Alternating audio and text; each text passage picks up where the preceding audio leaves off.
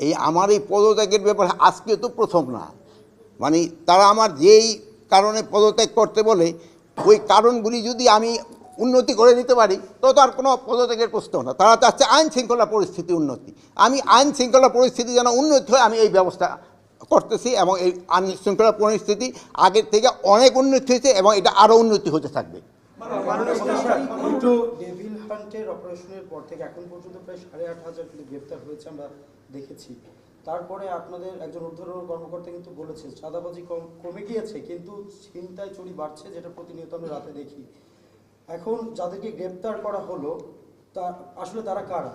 আর এই যে রাতে প্রতিনিয়ত যে ঘটনা ঘটছে, শুধুমাত্র রাতেই নয়, সারা দেশেই ঘটছে অপ্রীতিকর ঘটনাগুলো, তাদেরকে কেন গ্রেপ্তার করা হচ্ছে না? আপনি গ্রেপ্তার কিন্তু করা হচ্ছে, বা যেই পরিমাণ গ্রেপ্তার করা উচিত হয়তো সেই পরিমাণ হয়তো হচ্ছে না। যেমন ধরেন এই বাসে ডাকাতির জন্য কিন্তু অলরেডি 3 জনকে কিন্তু সাভার থেকে গ্রেপ্তার করা হয়েছে।